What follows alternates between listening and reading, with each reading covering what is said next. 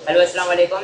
आज हम देखने जा रहे हैं एंटिटी फ्रेमवर्क को। ठीक है, एमवीसी के अंदर ये क्या होता है, ये किस तरीके से काम कर रहा होता है। ठीक है, तो सबसे पहले मेरे पास एंटिटी फ्रेमवर्क एक अदद कंपोनेंट है। क्या है मेरे पास? एक अदद डॉटनेट का कंपोनेंट है। ये क्या काम कर रहा होता है, ये हमारे डेटाबेस और हमारी एप्लीकेशन के मिडिल में क्या हो जाता है, अकर हो जाता है, बीच में आ जाता है। और इसका काम क्या है, आपकी कनेक्टिविटी किससे करवा के दे देना, डेटाबेस से करवा के दे देना।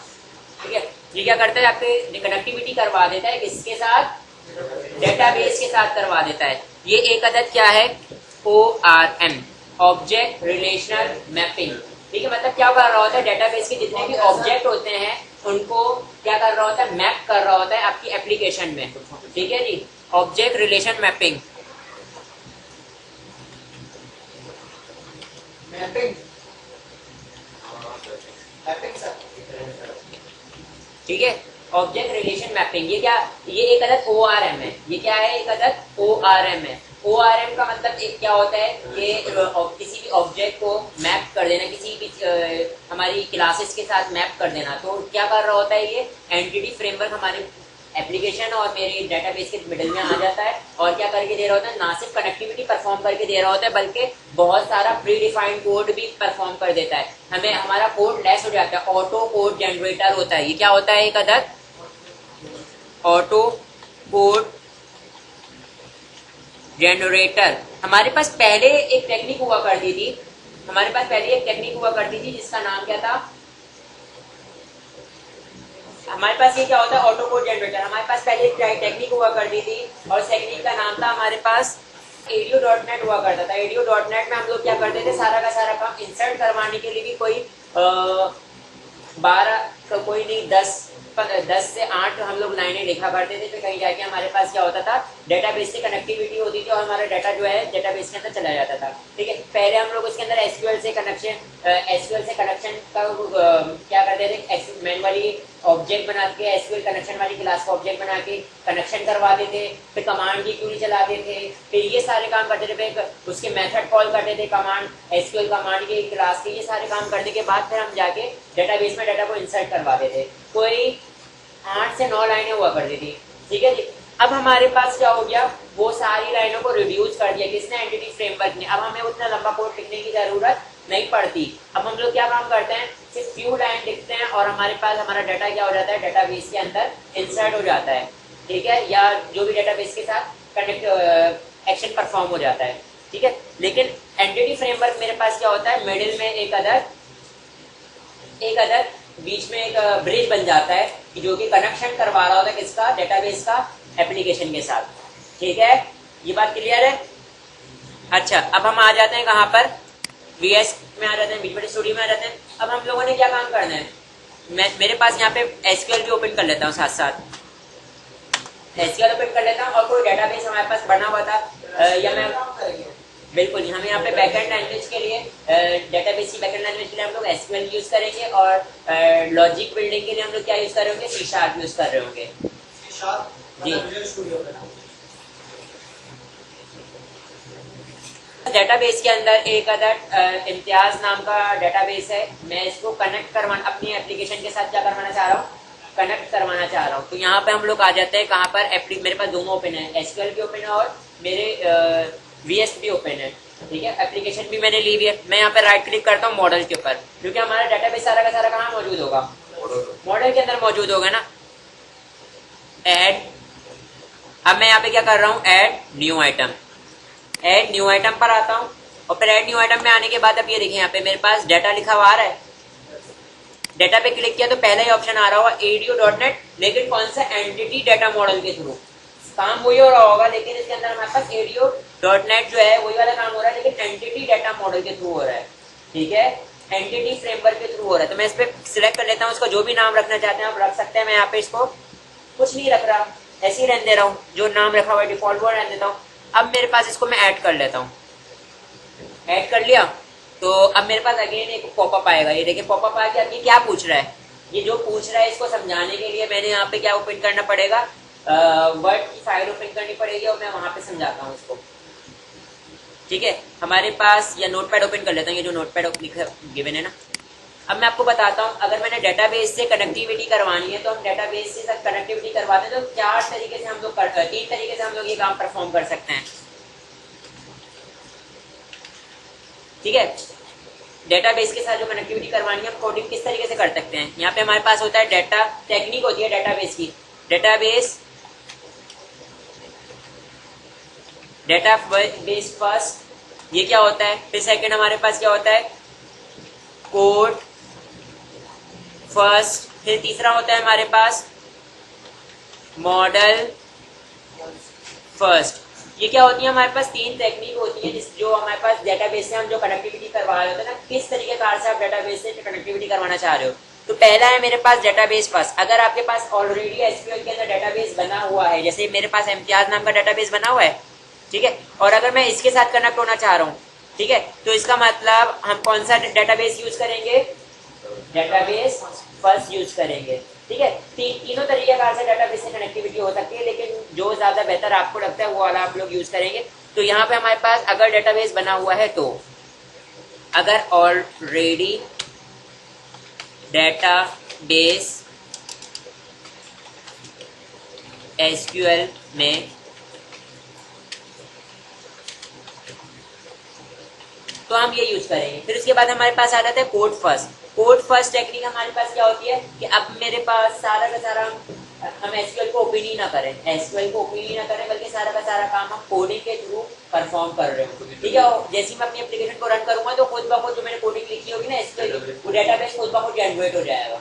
ठीक है, तो यहाँ पे हमारे पास वो क्या कहलाती है, कोड फर्स्ट कहलाती है। ठीक है, मतलब है कि ऑल कोड हम क्या कर रहे होते हैं, मैनुअली कर रहे होते हैं। और जैसे मेरी एप्लीकेशन रन होती है तो माइग्रेशन होता है, और माइग्रेशन के थ्रू हमारे पास क्या हो जाती है, डेटाबेस से कनेक्टिविटी हो जाती है, डेटाबेस के ना सारे टेबल वगैरह खुद बन जाते हैं। ठीक है, तो ऑल कोड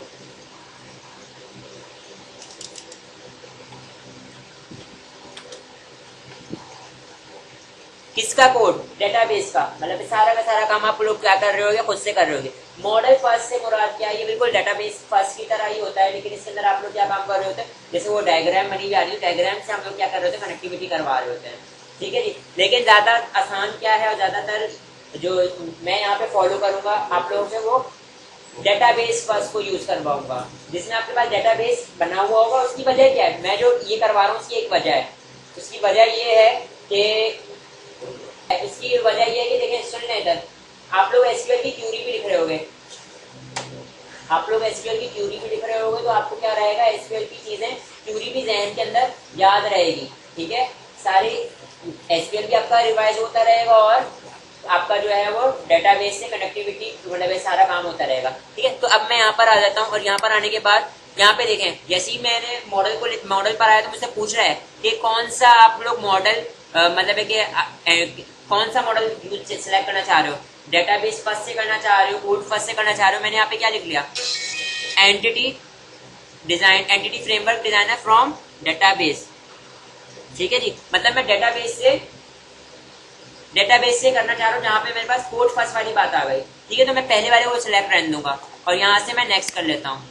ठीक है, तो डेटाबेस फर्स्ट टेक्निक को हमने पहले वाले को सिलेक्ट करूंगा, तो डेटाबेस फर्स्ट वाली टेक्निक है वो सिलेक्ट हुआ है। अभी मुझसे पूछ रहा है कि डेटा पासवर्ड बताओ, वैसे ये कभी पूछते नहीं, अगर पूछ रहेगा तो आपने बता देना है।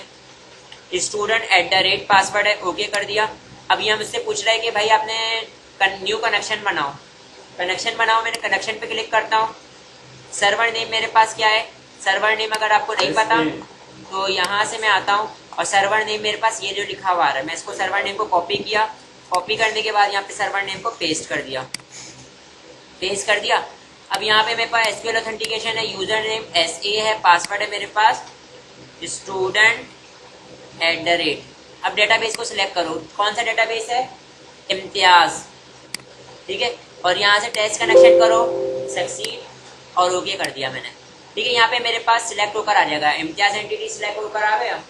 ठीक है, यहाँ से मैंने यस करना है ताकि जितनी भी हमारे पास इसकी सेंसिटिव फाइल्स हैं वो सारी की सारी आ जाएं। और अब मैंने यहाँ पे क्या करना है, नेक्स्ट करना है, और यहाँ से जब तक कि मैं टेबल सेलेक्ट नहीं कर लेता मैं आगे नहीं बढ़ सकता। तो मेरे पास अभी इसमें एक ही टेबल है, अगर मेरे पास स्टोर प्रोसीजर होता है या व्यू होता है तो उस पर भी मैं टिक कर सकता ना। मैं इस पर टिक कर देता हूँ तो क्या हो जाएगा, सारे टेबल्स के ऊपर टिक हो जाएगा, ये पर्टिकुलर टेबल्स को भी मैं लेकर आ सकता हूँ। लेकिन एंटिटी फ्रेमवर्क जब हम लोग परफॉर्म कर रहे होंगे तो वही टेबल हमारे पास एसक्यूएल में आ सकते हैं, मतलब एक कनेक्शन करके मेरे पेज पर मेरी एप्लीकेशन में आ सकते हैं जिनके पास प्राइमरी की पास हुई भी हो। ठीक है, और यहाँ से मैं क्या कर लेता हूँ, इसको फिनिश कर लेता हूँ। तो थोड़ा टाइम लेगा और मेरे पास क्या हो जाएगा, मेरे एसक्यूएल को मेरी एप्लीकेशन का क्या हो जाएगी, कनेक्टिविटी हो जाएगी और बीच में कौन अकर हो जाएगा, एंटिटी फ्रेमवर्क। और ये दो इंपॉर्टेंट फाइलें बनाएगी, वो मैं बताता हूँ। दो इंपॉर्टेंट फाइलों, पहली फाइल क्या होती है, दूसरी फाइल क्या होती है, ये पहले हो जान दो, अभी हो रहा है ये।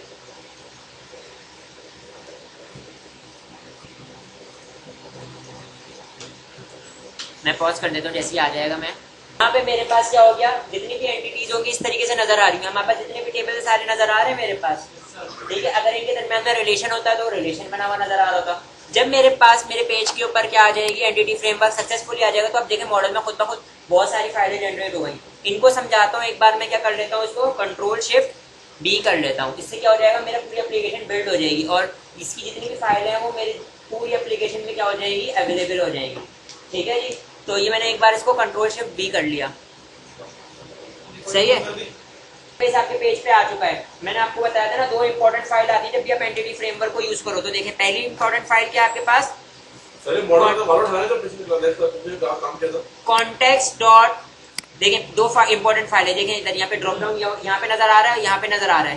पहली इंपॉर्टेंट फाइल कौन सी है, model1.context.tt, model1.context.tt। ये क्या कंटेन करती है, फिर दूसरी है हमारे पास model1.tt।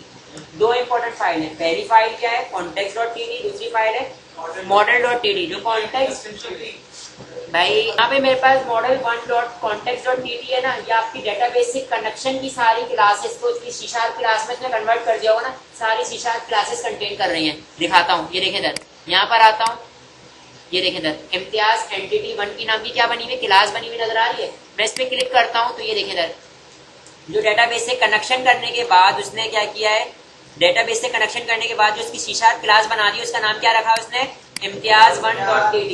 इसका मतलब आपने अपने, देखिए आपकी एप्लीकेशन तक आया अभी डेटाबेस। अगर आपने अपने पेजेस पे कोई डेटाबेस का काम करना है तो अपने पेजेस के बाद इंडिविजुअली आपने डेटाबेस को क्या करना पड़ेगा, लेके जाना पड़ेगा। इसी वजह आपकी एप्लीकेशन पर आएगा। अगर आपने दूसरे पेज लेते हो, कंट्रोलर लेते हो, व्यू लेते हो, वहाँ पे आपने क्या काम करना है, डेटाबेस का काम करना है। तो इसका मतलब डेटाबेस को एप्लीकेशन से उस पेज तक भी लेकर जाना है। तो इस क्लास का क्या बनाओगे आप, ऑब्जेक्ट बनाओगे तो आपके पेज पे वो डेटाबेस अवेलेबल हो जाएगा, हो जाएगा ना। ठीक है, देखो ये किससे इनहेरिट हुई है, डीबी कॉन्टेक्स्ट। डीबी कॉन्टेक्स्ट ये क्लास है जो कि C# की सारी क्लासेस वहाँ पे मौजूद है, कनेक्शन की क्लास है। इसका मतलब उसने क्या किया, जब आपने आपके एप्लीकेशन में लेकर आया किसको, एंटिटी फ्रेमवर्क ने सारी जब डेटाबेस को आपकी एप्लीकेशन में लेकर आया तो उसकी क्या कर दी, ऑटोमेटिकली ऑटो कोड जनरेट कर दिए, कनेक्शन की क्लास वगैरह सब कुछ बना दिए और बस आपको एक क्लास बना के दे दी इम्तियाज एंटिटी। अब आप इसको इसके ऑब्जेक्ट बना के अपने जिस पेज पे आप डेटाबेस को लेके जाना चाहते हो लेके जा सकते हो। पूरा का पूरा डेटाबेस उस पेज के ऊपर क्या हो जाएगा, अवेलेबल हो जाएगा। बस समझने वाली बात यह है कि context.tt के अंदर क्या मौजूद है, आपके पास डेटाबेस से कनेक्शन की क्लासेस मौजूद है। क्या मौजूद है, हाँ, डेटाबेस से कनेक्शन की क्लासेस मौजूद है। अगर आपको किसी पेज के ऊपर ये देखना है कि हमें डेटाबेस की जो C# क्लास क्या है जिसको मैं यूज करूँ डेटाबेस अवेलेबल हो जाए, आप context.tt वाली क्लास में फोल्डर में आओ। अब आपके पास ये जो नजर आ रहा है ना, क्या नजर आ रहा है, इम्तियाज एंटिटी। आपको ये वो क्लास है जो डेटाबेस की क्लास बनी हुई है। इस क्लास का ऑब्जेक्ट बनाते रहोगे और आपके पास क्या अवेलेबल होता रहेगा, डेटाबेस उस पेज पर आता रहेगा। ठीक है, अब दूसरी इंपॉर्टेंट फाइल जिसका नाम क्या है, model.tt। ये क्या कंटेन कर रही है, ये वो सारी की सारी क्लासेस कंटेन कर रही है, सारी फाइलें कंटेन कर रही है जितने भी आपके पास उस डेटाबेस में क्या मौजूद थे, टेबल मौजूद थे। क्या मौजूद थे, टेबल। देखो टेबल का नाम हमारे पास क्या था, tbl_user। मैं इस पे क्लिक करता हूँ, देखें खुद ब खुद इसने ये कोड जनरेट कर दिया। जो हम लोग मॉडल में हम लोग क्लास बना रहे थे, इससे पहले क्लासेस बना के हम लोग उसके ना डाटा को होल्ड करवा रहे थे, ये सारे काम कर रहे थे। तो इसने क्या किया, खुद ब खुद हमारे पास क्या कर दिया, एक अदद क्लास बना दी और उसके अंदर जितने भी किस नाम से क्लास बनाई है, जो मेरे टेबल का नाम था, क्या नाम था, tbl_user। और उसके अंदर कितने कॉलम रखे, ID, नेम, एज और सिटी। जितने टेबल के अंदर क्या थे, कॉलम थे, उतने नाम की क्या बना दी, इसने प्रॉपर्टीज बना दी। मतलब कि डेटाबेस में तो जो भी डाटा आएगा पहले इसमें होल्ड होगा, फिर इसके बाद डेटाबेस में चला जाएगा। ठीक है, तो context.tt क्या कंटेन कर रही है, डेटाबेस की फाइल है, और जो model.tt कंटेन कर रही है वो क्या कंटेन कर रही है, जितने भी टेबल्स हैं उनकी C# फाइल कंटेन कर रही है। सही है, बात क्लियर है यहाँ तक के। अब मैं यहाँ से सारी फाइलों को क्लोज कर दे रहा हूँ और अब मैं यहाँ पे क्या बना रहा हूँ, मैं यहाँ पे कंट्रोलर बना रहा हूँ। कंट्रोलर बना के आपको इंसर्ट करवा के दिखा रहा हूँ। बाकी सारा का सारा काम अपडेट करना, ये सारा का सारा काम किसकी जिम्मेदारी बन जाती है, आपकी। क्योंकि मैं आपको बिल्कुल जो आप लोगों ने किया है बिल्कुल वैसा ही होगा जो हम लोगों ने इससे पहले करंट ऑपरेशन परफॉर्म किए ना, बिल्कुल इसी तरीके से होगा। बस अब मेरे पास मेरा जितना भी डाटा है वो कहाँ जा रहा होगा, डेटाबेस में जा रहा होगा। ठीक है, तो मैं यहाँ पर आगे एक कंट्रोलर में क्या ले लेता हूँ, एक कंट्रोलर ले लेता हूँ। कंट्रोलर का नाम एम्प्टी कंट्रोलर। कंट्रोलर किस नाम से ले लेता हूँ मैं, होम नेम से कंट्रोलर ले लिया। कंट्रोलर को मैंने ऐड किया,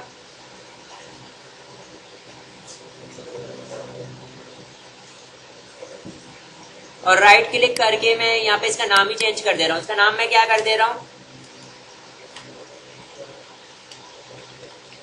क्रिएट। क्या रख दिया मैंने इसका नाम, राइट क्लिक किया, इसके ऊपर व्यू ऐड किया। अभी कोई भी नहीं करे बेटा, क्रिएट नाम रखा और इसको ऐड कर दिया।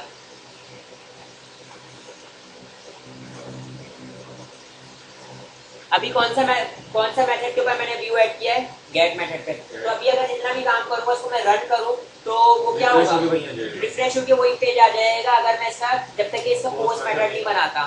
ठीक है, तो मैंने ये देखें इधर क्या बना लिया, व्यू आ गया। पहले तो मैंने दोनों पेज के ऊपर मैंने डेटाबेस को लेकर आना है। तो डेटाबेस को किस तरीके से लेकर आऊंगा, अगर मैंने कंट्रोलर में लेकर आना है तो मैं यहाँ पे क्या करूंगा, using.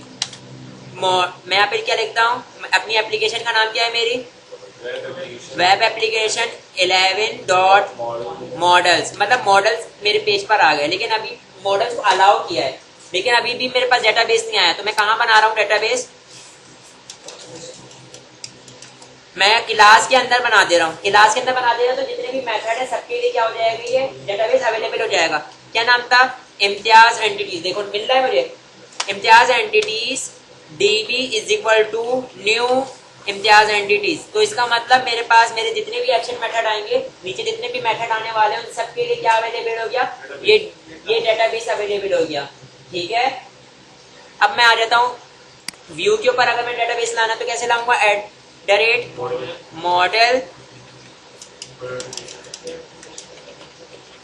Model space web application 11.model. कौन सी क्लास का काम करने जा रहा हूँ मैं यहाँ पे, टीबीएल यूजर सेलेक्ट कर लिया, सेव कर लिया। वैसे ही काम है जो हम लोगों ने पहले किया था। ठीक है, और अब मैं यहाँ पे आने के बाद किस चीज की जरूरत पड़ेगी मुझे, क्रिएट है ना, तो फॉर्म की जरूरत पड़ेगी। तो फॉर्म के लिए हम लोग सबसे पहले क्या यूज करते हैं, using round bracket, curly bracket से बॉडी साइज। देखिए मेरे पास फॉर्म को मैंने स्टार्ट करना पड़ेगा, तो मैं फॉर्म को स्टार्ट कैसे कर रहा हूँ, HTML.begin फॉर्म। और बिगिन फॉर्म मेरे पास कितने पैरामीटर लेगा, 3। पहला एक्शन, दूसरा कंट्रोलर और तीसरा फॉर्म मेथड। फॉर्म मेथड क्या है, .post। ठीक है, और एक्शन मेथड क्या है, पोस्टेड मेथड पे जा रहा होगा। कौन से नाम के, क्रिएट नाम के पोस्टेड मेथड पे जा रहा होगा, जो कि कहाँ मौजूद है, होम के कंट्रोलर में मौजूद है। सेव कर लिया, और अब यहाँ पर आने के बाद मैंने क्या बताना है, फॉर्म बनाना है। तो मैंने पहले ये देख लेता हूँ कि मेरे टेबल के अंदर कितने क्या थे, कॉलम थे। तो मैं यहाँ पे देखें कैसे देख सकता हूँ, डेटाबेस में भी जाके देख सकता हूँ। अगर मेरे पास डेटाबेस ओपन नहीं हुआ हुआ तो मैं क्या करूंगा, मॉडल पे क्लिक करूंगा। तो ये देखो कितने कॉलम नजर आ रहे हैं, आईडी, नेम, एज और सिटी। आईडी क्या मेरे पास प्राइमरी की है, देखो की बनी हुई नजर आ रही है। इसका मतलब कितने कॉलम है, 1 2 3, 3 कॉलम है। तो 3 कॉलम को मैं क्या करूंगा, ऐड करूंगा। तो मैं यहाँ पे सबसे पहले लेबल लेता हूँ। मैं यहाँ पे लेबल ले भी सकता हूँ, और मैं लेबल के लिए वो HTML हेल्पर वाला यूज नहीं कर रहा, या यूज कर लेते हैं। क्या है, लेबल लिया, और यहाँ पे मैं क्या लिख लेता हूँ, नेम है ये, और BR का टैग दिया, और नीचे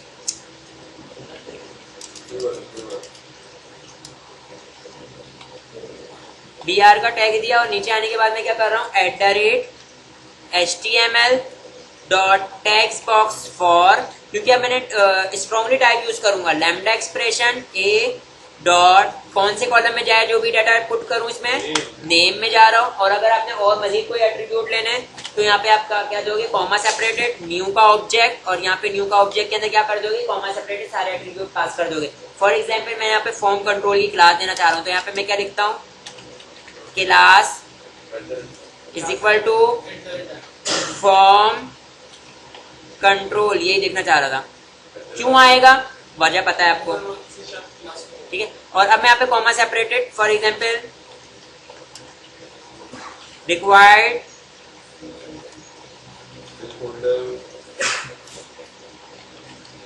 प्लेस होल्डर देना चाह रहे हैं, दे देते हैं,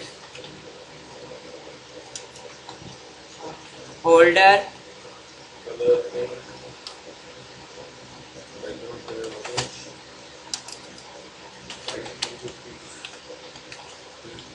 नेम हियर, ठीक है। और यहाँ पे मैं क्या देता हूँ, बाहर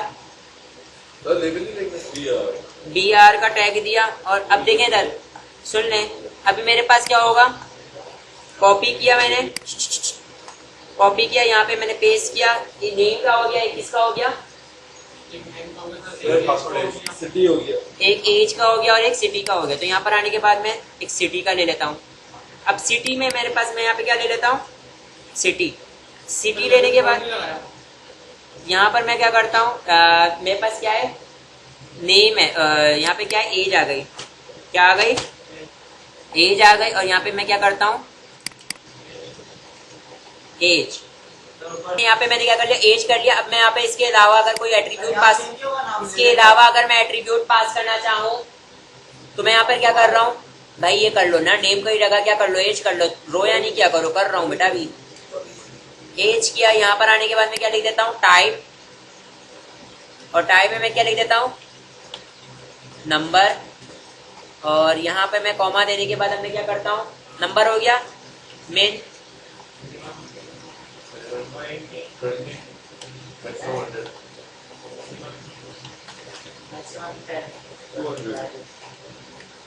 है, क्या लिख दिया, मैक्स मेरे पास है कितना, 60, ठीक है। और अब मैं यहाँ पर आके सिटी की जगह, सिटी में तो अब मेरे पास टेक्स्ट बॉक्स की जरूरत नहीं है ना, सिटी में तो मैं ड्रॉप डाउन से लेना चाह रहा हूँ, तो यहाँ से मैं इसको हटा देता हूँ, इसको हटा देता हूँ। यहाँ पर आने के बाद सिलेक्ट ले लेता हूँ, सिलेक्ट, और सिलेक्ट के अंदर मैं क्या करता हूँ, सिलेक्ट के अंदर मैं क्लास पास कर देता हूँ, कौन सी, फॉर्म कंट्रोल की क्लास पास कर देता हूँ। इसके अलावा मैं इसको क्या कर देता हूँ, रिक्वायर्ड कर देता हूँ। यहाँ पर आने के बाद मैं क्या करता हूँ, ऑप्शन, और ऑप्शन में मैं यहाँ पे क्या लिख देता हूँ,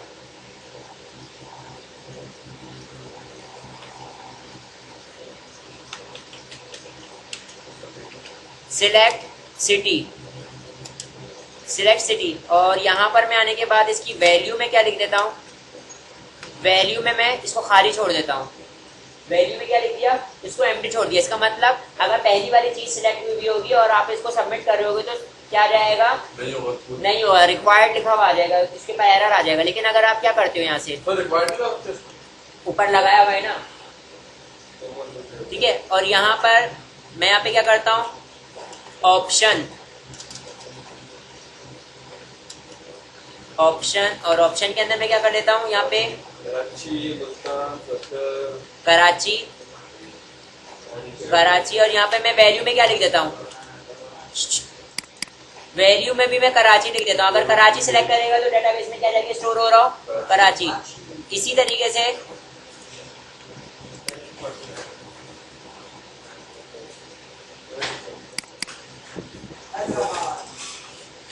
लाहौर,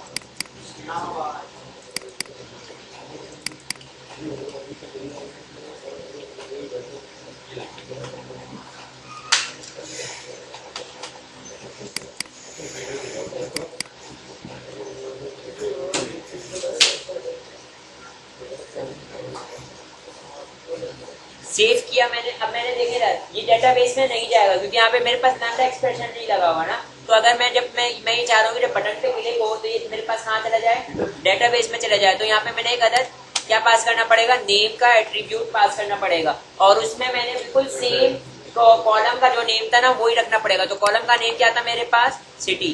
तो यहाँ पे मैं क्या लिख दूंगा नेम के अंदर, सिटी। तो अब मैं जब बटन पे क्लिक करूंगा तो यहाँ पे पोस्टेड मेथड पे सबका डाटा जा रहा होगा, इसका भी डाटा जा रहा होगा, इसका भी डाटा जा रहा होगा, और इसका भी डाटा जा रहा होगा, क्योंकि मैंने नेम का एट्रीब्यूट लिखा हुआ है। लेकिन अगर हाँ बट अब बटन लूंगा ना मैं, बटन क्लिक करने के ऊपर डाटा सब पोस्ट होगा।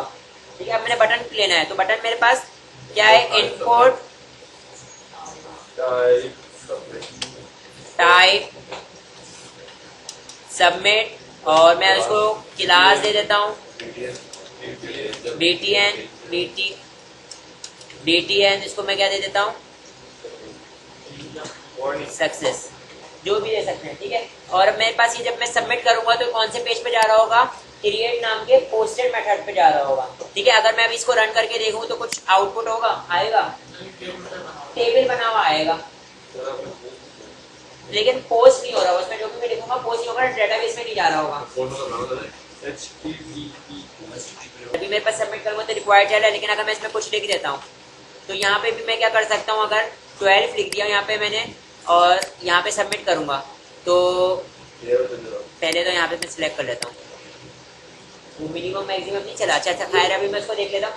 लेकिन अभी यहाँ पे देखें इधर मैं अगर नेम में कुछ लिख देता हूँ और यहाँ पे भी मैं कुछ सिलेक्ट कर लेता हूँ और अब मैं सबमिट करूंगा तो देखें इधर एरर दे रहा है, बोले पहले कोई क्या सिलेक्ट करो, लिस्ट में से कोई भी ऑप्शन सिलेक्ट करो। जैसे मैं ऑप्शन सिलेक्ट करूंगा अभी देखो डाटा क्या हो गया, दोबारा मेरे पास वही गेटेड मेथड वाला चीज ओपन होकर आ गया। मैंने पोस्ट मेथड बनाना है तो यहाँ पर आता हूँ मैं, डिबगिंग को स्टॉप करूंगा। डिबगिंग को स्टॉप करने के बाद मैंने क्या करना पड़ेगा, कंट्रोलर पर आना पड़ेगा। यहाँ पर क्रिएट नाम का मैं क्या बना लूंगा, सेम नाम का मैं पोस्टेड मेथड, और यहाँ पे मैं क्या लिख दूंगा, HTTP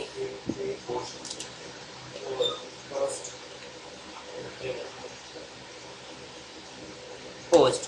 ये मेरे पास क्या कराती है, एनोटेशन कराती है। क्या कराती है, एनोटेशन। अब देखो अभी भी एरर आ रहा है। ठीक है, ये क्या बोल रहा है, ये क्या बोल रहा है कि भाई देखो जब पोस्ट मेथड होता है तो देखो पोस्ट मेथड में बाहर से डाटा आ रहा होता है। सही, जो आपने यहाँ पे बटन सबमिट पे क्लिक किया होगा तो ये सबमिट पे क्लिक किया तो ये कहाँ पे गया, क्रिएट नाम के पोस्ट मेथड पे गया, और सारे जैसे जितने भी जहां जहां पे लैम्डा एक्सप्रेशन और नेम का कॉल एट्रीब्यूट मौजूद तो उन सबकी वैल्यू को लेकर जा रहा होगा कहाँ पर, पोस्टेड मेथड पर। तो जो वैल्यू को लेकर जा रहा है तो ये वैल्यू बॉडी के अंदर लेकर आएगा ना।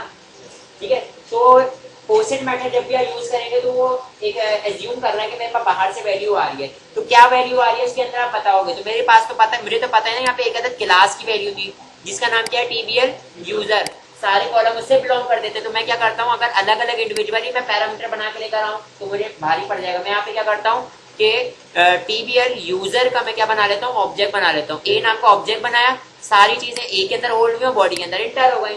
और अब मैं क्या करना चाह रहा हूँ कि देखिए इधर हम लोग लिस्ट यूज कर रहे थे, मैंने बताया डेटाबेस के अंदर जो TBL यूजर है उसके अंदर आप क्या कर दो, ऐड कर दो। किसको ऐड कर दो, ये जो ए आया हुआ है। ठीक है, और फिर उसके बाद आपने क्या करना है, यहाँ पे आप ये जो लाइन लिखी है ना मैंने, ये तो पुरानी थी, ये तो आपके समझ में आ गई। ठीक है, जो मेरे पास डेटाबेस यूज हुआ, डेटाबेस के अंदर TBL यूजर नाम का जो टेबल है उसके अंदर क्या ऐड कर दो, ए को ऐड कर दो। लेकिन यहाँ पे आपने क्या यूज करना पड़ेगा, db.saveChanges, एक मेथड यूज करना पड़ेगा। ये जैसी मेथड यूज करोगे तो इससे क्या होगा कि आपके पास क्यूरी रन करवा देगा, मतलब एग्जीक्यूट करवा देगा। तो जो आपने क्यूरी लिखी हुई है वो क्या हो जाएगी, एग्जीक्यूट हो जाएगी, और डेटाबेस के अंदर क्या हो जाएगी, चली जाएगी। अब जब आप सेव चेंजेस करते हो इसका मतलब क्या होता है, क्यूरी या तो डेटाबेस में चली गई या तो डेटाबेस में क्यूरी नहीं गई। तो अगर चली गई तो इसका मतलब 1 आएगा, सक्सेसफुली गई तो इसका मतलब 1 आएगा, और वरना तो 0 आएगा। तो इसको आप किस में होल्ड कर लो, इंटीजर s में होल्ड कर लिया, एक वेरिएबल में होल्ड कर लिया। वेरिएबल में मैंने क्यों होल्ड किया, ताकि मैं इसको क्या दे सकूं, आउटपुट दे सकूं। ठीक है, तो यहाँ पर मैं आता हूँ, यहाँ पर आने के बाद मैं क्या करता हूँ, इफ अगर मेरे पास क्या हो, s = 1 हो, सही है, या मैं इसको ये भी लिख सकता हूँ s > 0, तो इसका मतलब 1 है।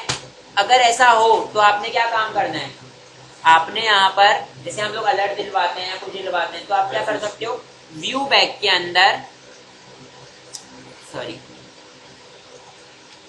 व्यू बैक के अंदर आप क्या होल्ड कर सकते हो, व्यू बैक डॉट MSG, और इसके अंदर क्या होल्ड कर सकते हो आप,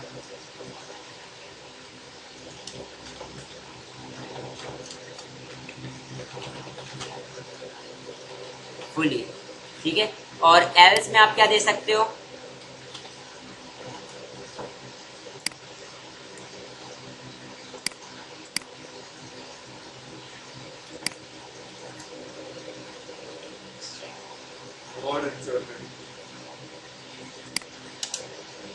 ठीक है। यहाँ पे क्या कर देते हैं,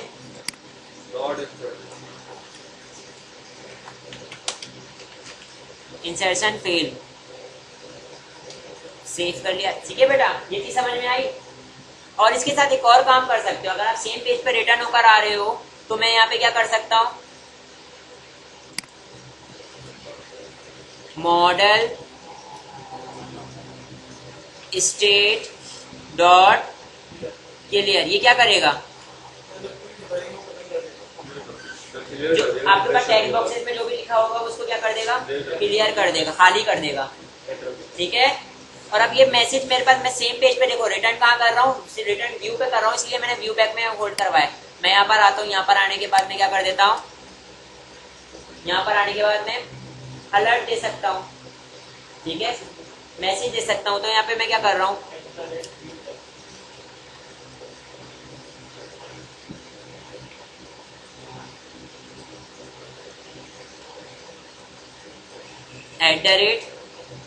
@viewback.msg, तो जो भी MSG के अंदर मौजूद होगा वो आ जाएगा, पहले मौजूद नहीं था तो कुछ भी नहीं आएगा, ठीक है। और अब मैं इसको रन कर रहा हूँ,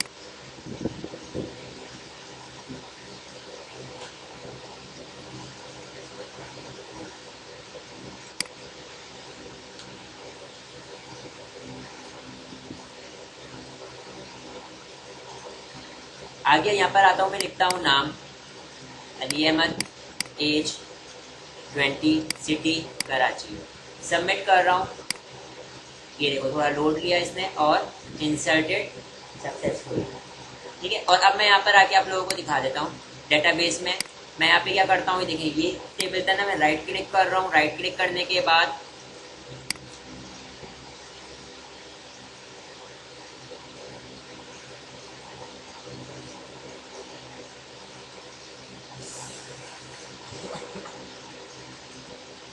जल्दी आ जाए, अगर हम और कॉलम ऐड करें अभी बता रहा हूँ ना, पहले इंसर्ट करके दिखा रहा था ना आपको, क्योंकि आपके पास ये सारी चीज ऐसी होगी। अब जब भी आपने एडिट करवाना है, जो भी करवाना है, डिलीट और सेव चेंजेस लगेगा, बाकी पूरी सारी क्यूरी वही लगेगी जो हम लोगों ने पढ़ चुके हैं, ठीक है।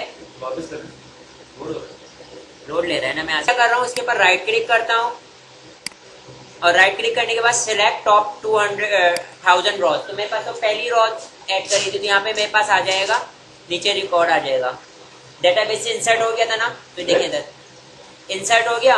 ये देखिए अली, असद और सक्कर, जैनब, असद और जैनब का मैंने रिकॉर्ड नहीं डाला था, ये मैंने बना बनाया टेबल उठाया था ना, ये पहले से डला हुआ था। तो यहाँ पे देखिए अभी मैंने डाला है अली, ठीक है, और आइडेंटिटी यूज हुई है। आइडेंटिटी हमारे पास इसी तरीके से रैंडमली किसी भी पोजीशन से स्टार्ट हो जाती है, ठीक है जी। तो ये चीज क्लियर है बेटा। अब मैंने इंसर्ट कर लिया, इंसर्ट करने के बाद अब मैं डिलीट, अपडेट, सारे काम ऐसे ही कर सकता हूँ, ठीक है। ये ऐसे ही होगा, बस आपने क्या यूज करना पड़ेगा, db.save changes यूज करना पड़ेगा, बाकी सारा काम ऐसे ही होगा। एडिट नहीं, मैं आपको क्या करता हूँ, सिलेक्ट करके दिखा देता हूँ, सिलेक्ट करके सारा रिकॉर्ड उठ कर आ रहा था। या एक काम ये करता हूँ मैं, वो देखिए सिलेक्ट वाला भी काम वैसे होगा जैसे मैंने आपको करवाया था, डिलीट वाला भी काम, एडिट का वाला काम वैसे होगा। मैं अभी करवाता हूँ, पहले अभी इतना रखना है, चले ठीक है। मैं आपको ये बता देता हूँ, अगर एक कॉलम को मैंने ऐड कर लिया मजीद, मैंने क्या किया, एक कॉलम को डेटाबेस में से जाके ऑल्टर कर दिया, फॉर एग्जांपल मैं यहाँ पर आता हूँ, यहाँ पर आने के बाद मैं क्या करता हूँ, ऑल्टर टेबल, टेबल का नाम क्या है मेरे पास, क्या नाम है इसका,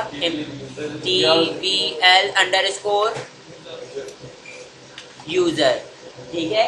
पहले मैं आपको टेबल ऑल्टर करके नहीं दिखा रहा, बल्कि मैं आपको पहले एक नया टेबल क्रिएट करके दिखाता हूँ। अभी इस डेटाबेस में कितने टेबल थे, एक ही टेबल था। मैं अगर एक नया टेबल क्रिएट करता हूँ, क्रिएट टेबल, टेबल का नाम क्या है मेरे पास, EMP, और यहाँ पे राउंड ब्रैकेट, यहाँ पर मैं क्या करता हूँ, ID इंटीजर प्राइमरी की आइडेंटिटी, और मैं यहाँ पे क्या करता हूँ, नेम varchar 50। तो ये देखिए मेरे पास एक टेबल है, ये एक टेबल है, मैंने इसको क्या किया, क्रिएट कर दिया।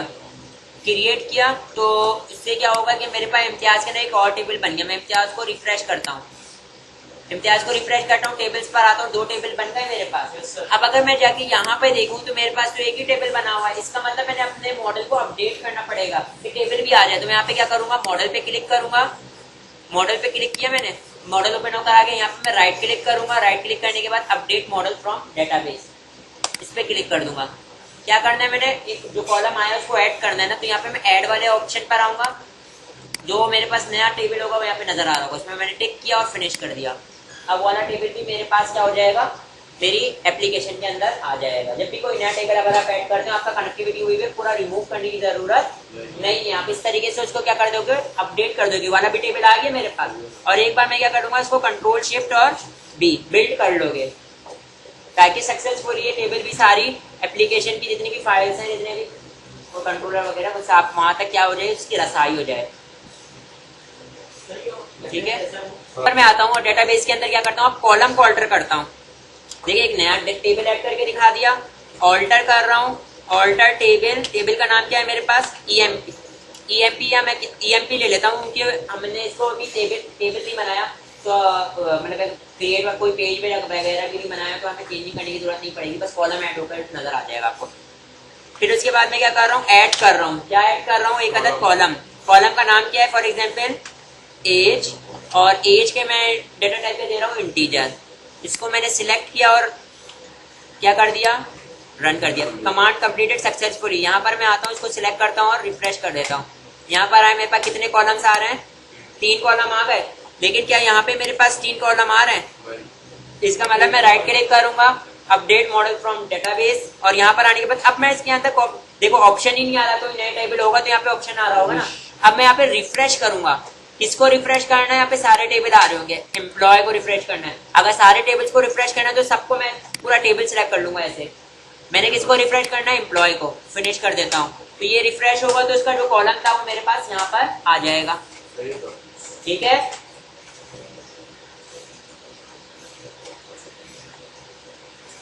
आ गया, कॉलम ऐड हो गया यहाँ पे, और इसको मैं क्या कर लूंगा, कंट्रोल शिफ्ट डी कर लूंगा, ताकि इसकी रसाई पूरी एप्लीकेशन तक हो जाए, सही है। अब आप लोगों के पास करंट ऑपरेशन डेटाबेस के साथ पूरा का पूरा डीयू हो गया, समझे।